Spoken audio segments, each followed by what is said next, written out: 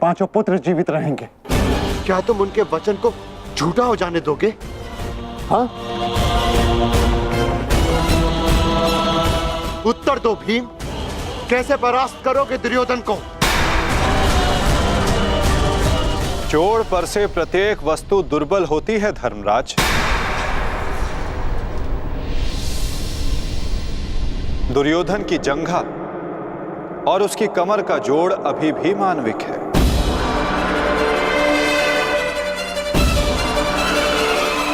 दुर्योधन को वहां से तोड़ा जा सकता है।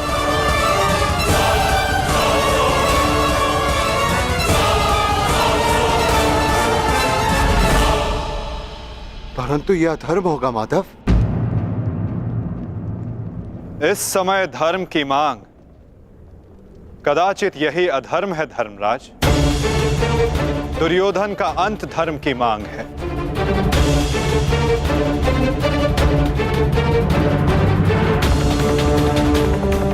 परंतु माधव, युद्ध के लिए दुर्योधन का प्रस्तुत होना भी आवश्यक है। यदि दुर्योधन हम सबके समक्ष प्रस्तुत नहीं होते तो हमें दुर्योधन के समक्ष प्रस्तुत हो जाना चाहिए।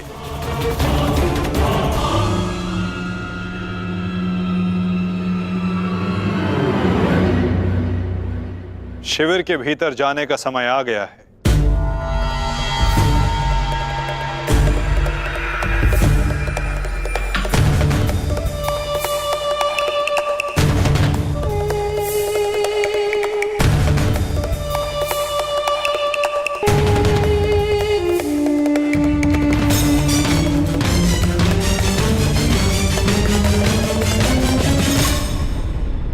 याद तो कोई भी नहीं है।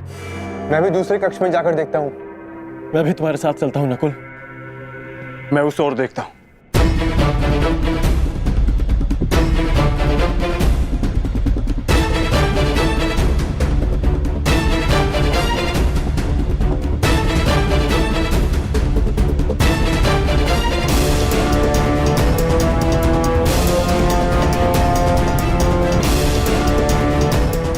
माधव, दुर्योधन कहीं नहीं मिला। अब हम क्या करें? रक्त और पाप अपने चिन्ह छोड़ ही जाते हैं पार्थ। और यदि रक्त एक पापी का हो तो वो कभी नहीं छिपते।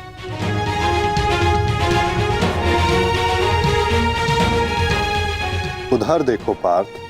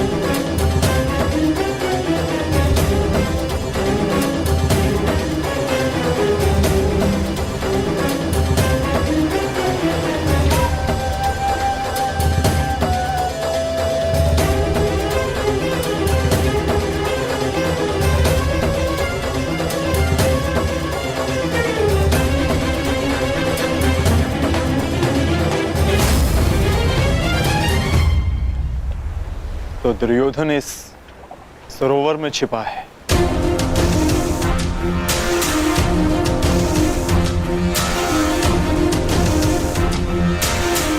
आवाहन दो विकोदर।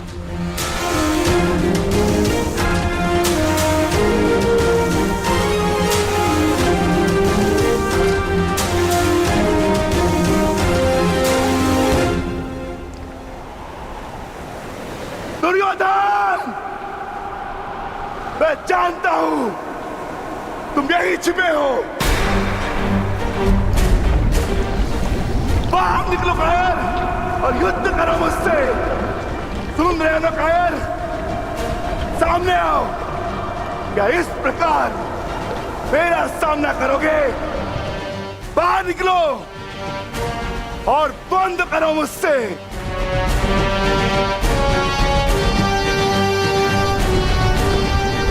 आज तुम्हारे मामाश्री तुम्हारा साथ छोड़कर चले गए और शीघ्र ही मैं तुम्हें उनके पास भेज दूंगा।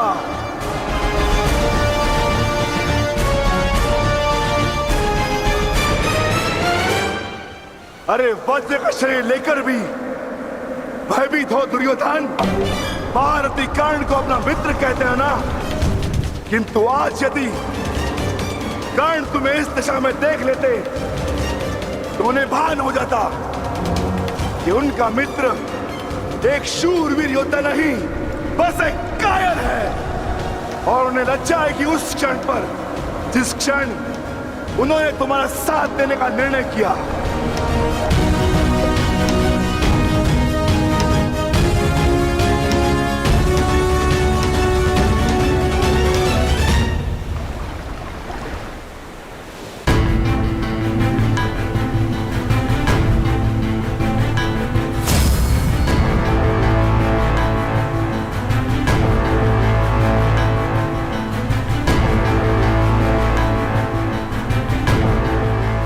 विकोदर,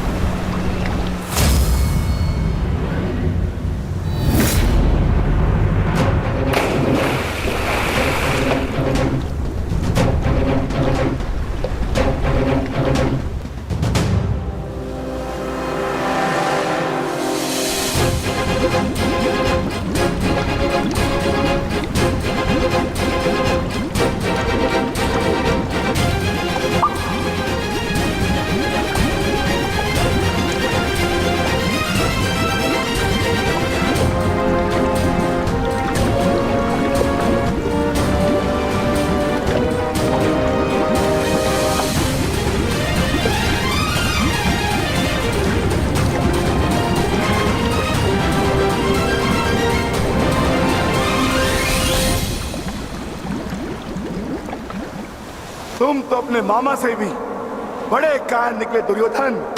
विश्वास नहीं होता कि तुम वही दुर्योधन हो जिसे ज्येष्ठ कर्ण हस्तिनापुर का महाराज बनाना चाहते थे। मेरा चयन बिल्कुल ठीक था। दुर्योधन तुमसे बेहतर राजा होगा।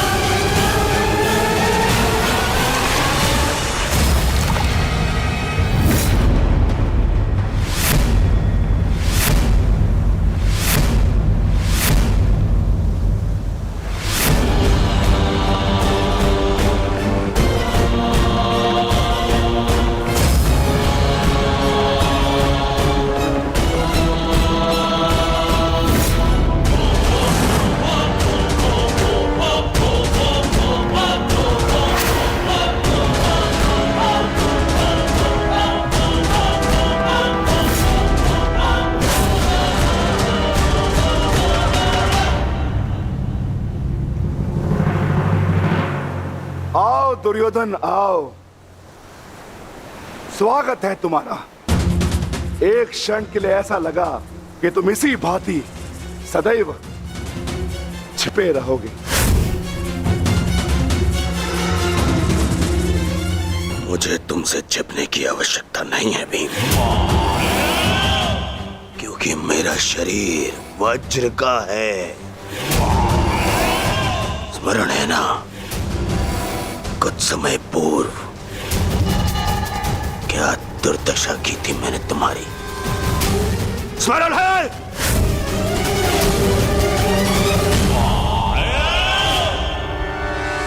दुर्योधन सत्य कह रहे हैं विकोदर। दुर्योधन छिप नहीं रहे थे, वो तो जल साधना में लीन थे। ये तैयारी तो युद्ध से पहले की थी दुर्योधन, है ना?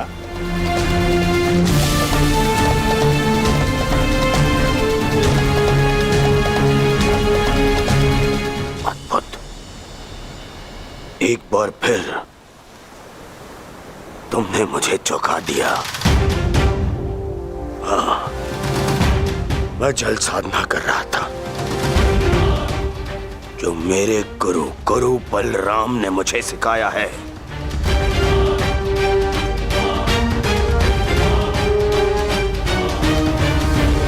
आशा करता हूं कि मुझे विलंब ना हुआ हो। जो चाहे साधना कर लो दुर्योधन, परंतु आज तुम्हें मुझसे कोई नहीं बचा सकता। बड़े निश्चित हो मेरी मृत्यु को लेकर।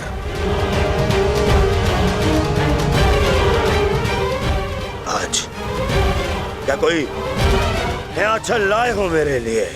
हाँ, कोई छल नहीं होगा, युद्ध करो। उन्हें सोचा नहीं कि कैसे पांडव एक एक करके तुमसे युद्ध कर रहे थे। यही उस वासुदेव कृष्ण की नीति है कि तुम्हें थकाकर तुम्हें निशस्त्र कर दें। ठीक है, युद्ध होगा, परंतु एक बार में एक ही से होगा, और उससे होगा जिससे मैं चाहूंगा।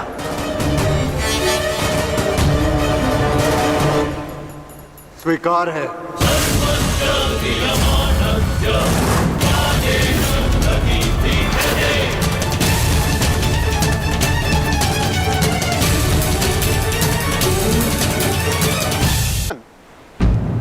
प्रश्न ये उठता है कि तुम युद्ध किससे करोगे? नकुल सहदेव से?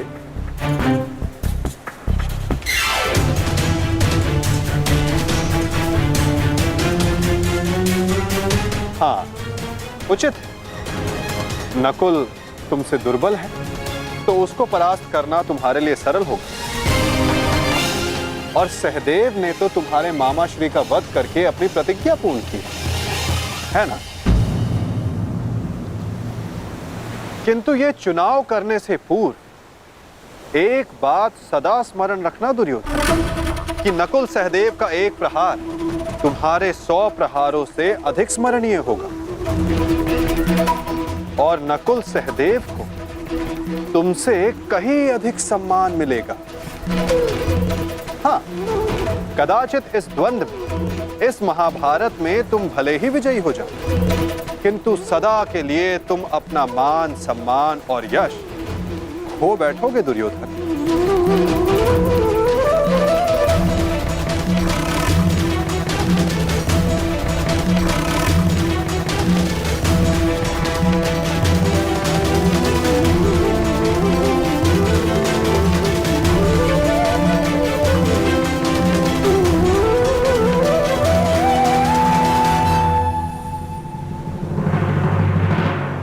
या तुम अर्जुन का चुनाव करोगे,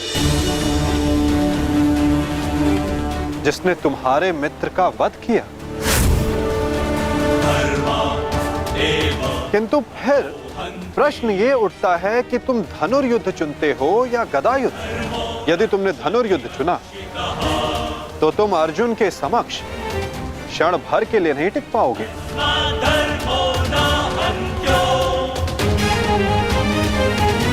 और यदि तुमने गदा युद्ध चुना तो समस्त संसार तुम्हें इस अन्यायपूर्ण चुनाव के लिए सदा धिक्कारता रहेगा।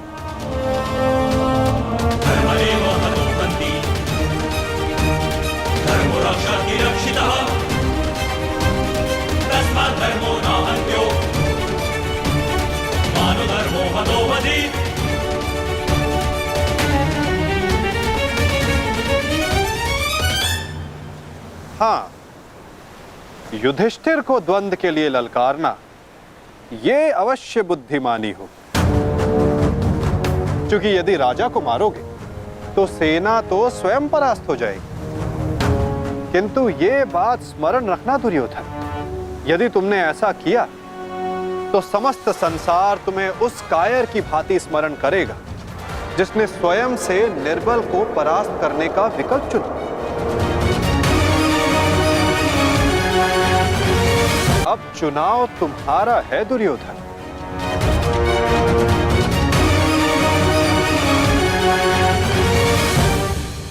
नहीं चलिए, ये फिर तुम्हारा कोई छल है। मेरा चुनाव केवल वो होगा जिसकी मृत्यु मेरे 99 भाइयों के लिए श्रद्धांजलि होगी। परिणाम चाहे जो भी हो, दुर्योधन केवल एक महान योद्धा के रूप में जाना और पहचाना जाएगा।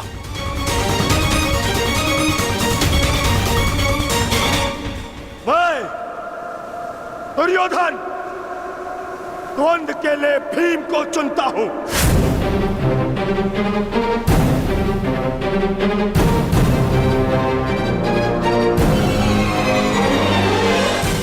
और इसे मारने के पश्चात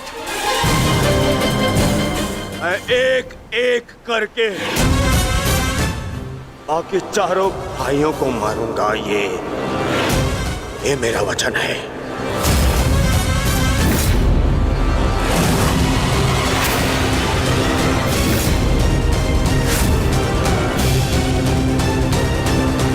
तो प्रतीक्षा किस बात की है दुर्योधन?